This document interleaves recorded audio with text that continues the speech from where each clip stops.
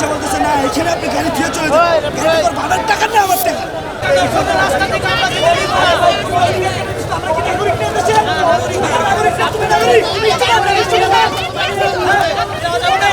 এখান থেকে যেতে দেবে না ভাই, এটা কি কোনো দেশের মানবাধিকার হতে পারে? এটা কোনো অধিকার? মানুষকে হয়রানি করে, বৈষম্য তৈরি করে। আমরা কি দেশে জুলাই আগস্টে আন্দোলন করি নাই? আমরা আন্দোলন করি নাই? আজকে তারা অধিকারের জন্য দাঁড়াচ্ছে, ওকে ওয়েলকাম, তাদের অধিকার তারা বাস্তবায়ন করুন। কিন্তু এই জন্য মানুষকে হয়রানি করে পিছন থেকে দিতে দিচ্ছি না। এদিকে কোন স্টুডেন্টদের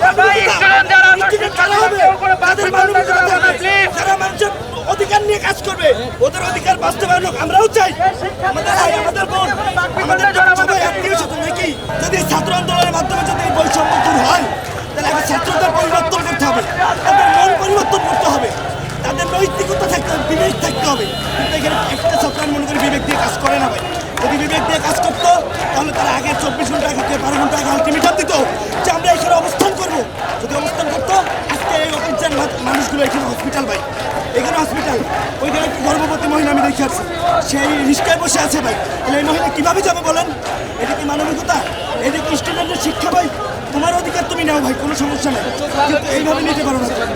খুবই দুঃখজনক। এখানে একটা মহিলা আছে, আপনারা চান একটা গর্ভবতী মহিলা ভাই রিস্কায় দাঁড়ায় আছে, আমি দেখে আসছি। তো এটা তো হতে পারে না ভাই। আমি যাবো হসপিটালে ভাই, আমি হসপিটাল যান বলছি যে ভাই আমি হসপিটালে যাব, আমার বোন দাঁড়ায় আছে, আমার ভাই দাঁড়ায় আছে, আমার যেতে হবে, আমার ভাই অসুস্থ, যেতে হবে। কিন্তু এখানে কেউ এরকম কোনো রেসপন্স দিল না। আমি বললাম যে ভাইয়া আপনারা তো সামনে টাটকেছেন, আমরা পিছ থেকে যাই, আপনারা তো ব্যাগ দিচ্ছেন, আমরা ব্যাগেই যাচ্ছি, আমরা আপনাদের ব্যারিকেড ভেঙে যাচ্ছি না। পয়সা বলতেছে না, এখানে আপনি গাড়ি ফিরে চলে যান, ভাড়ার টাকা না আমার টাকা। হ্যাঁ, এই দেশ কি অন্য আমার? এই দেশ কারো না, সবার। যদি সবার হয় তাহলে সবার সমান অধিকার হবে, কোনো বৈষম্য থাকবে না। স্টুডেন্ট আমার বৈষম্য তৈরি করতেছে। খবরের কাগজ, নিখাদ, নির্ভীক, নিরপেক্ষ।